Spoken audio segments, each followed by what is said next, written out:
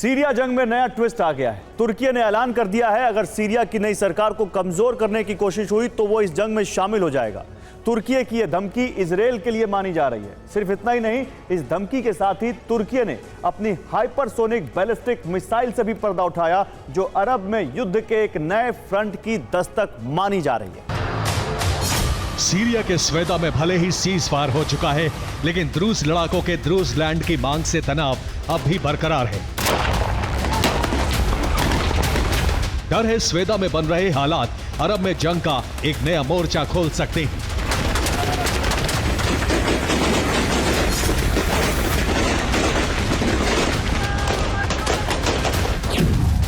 इस जंग में एक तरफ होगा तुर्की और दूसरी तरफ इजराइल। डर है स्वेदा की जंग तुर्की और इजराइल युद्ध में बदल सकती है।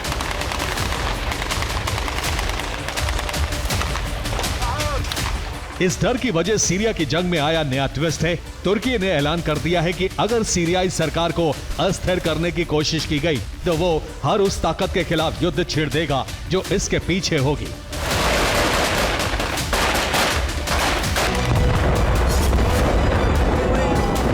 तुर्की की यह धमकी इजराइल के लिए मानी जा रही है, क्योंकि द्रूज और बेदौइन की जंग में बेंजामिन नेतन्याहू ने सिर्फ द्रूज लड़ाकों का खुलकर समर्थन ही नहीं किया, बल्कि दमिश्क पर जबरदस्त बमबारी करके सीरियाई सेना और सरकार को भी कमजोर करने की कोशिश की।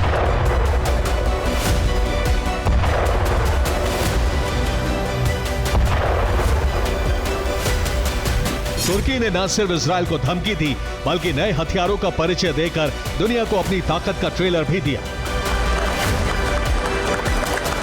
ये तुर्की में हुए इंटरनेशनल डिफेंस इंडस्ट्री फेयर की तस्वीरें हैं, जहां तुर्की ने अपनी पहली हाइपरसोनिक बैलिस्टिक मिसाइल से पर्दा उठाया। तुर्की की हाइपरसोनिक मिसाइल का नाम टाइफून ब्लॉक 4 है। ये तुर्की की स्वदेशी हाइपरसोनिक मिसाइल है। टाइफून मिसाइल की लंबाई 32 फीट है। इसका वजन 7,300 किलोग्राम होने का दावा किया गया है। मिसाइल की रेंज 800 किलोमीटर है। वहीं ये 6,100 किलोमीटर प्रति घंटे की रफ्तार से टारगेट को तबाह कर सकती है। इस मिसाइल को बनाने के साथ ही तुर्की उन चंद देशों में शामिल हो चुका है जिनके पास हाइपरसोनिक शक्ति वाली लॉन्ग रेंज मिसाइलें हैं। तुर्की ने अपने नए टैंक की शक्ति का ट्रेलर भी दिया।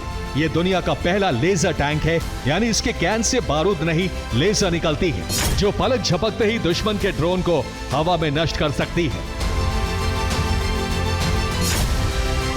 ये टैंक इलेक्ट्रोमैग्नेटिक जैमिंग तकनीक से लैस है, जिसके जरिए ये ड्रोन को हवा में जाम कर उसे लेजर के जरिए तबाह कर देता है।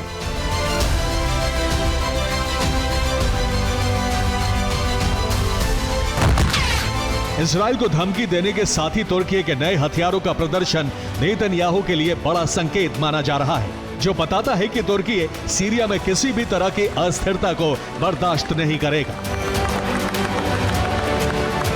लेकिन सवाल है कि एर्दोआन सीरिया के लिए इजराइल के खिलाफ मैदान में उतरने के लिए क्यों अड़े हैं। इसकी वजह भी आपको बताते हैं।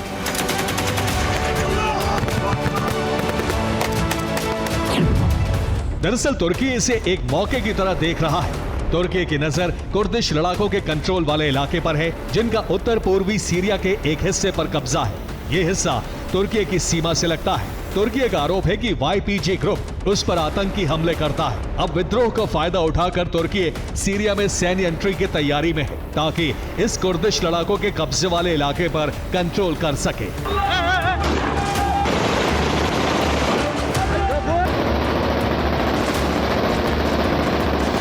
सिर्फ इतना ही नहीं, अल शरा सरकार को बचाना तुर्की की मजबूरी भी है, क्योंकि अगर अल शरा सरकार कमजोर हुई तो कुर्दिश लड़ाके मजबूत होंगे, जो तुर्की के लिए बिल्कुल भी अच्छा नहीं है।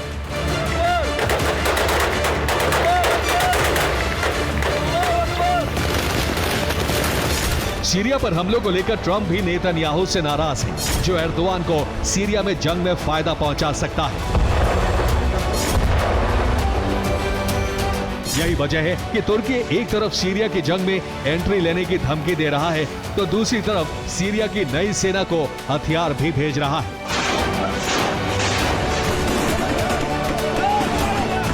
तस्वीरों में नजर आ रहा ये तुर्की का एजदर बख्तरबंद वाहन है, जिसकी पहली खेप सीरियाई सेना को पहुंच चुकी है। साफ है, स्वेदा जंग भले ही दो समुदाय के बीच शुरू हुई थी, लेकिन इसके दायरे में अरब के दो बड़े मुल्क आ सकते हैं।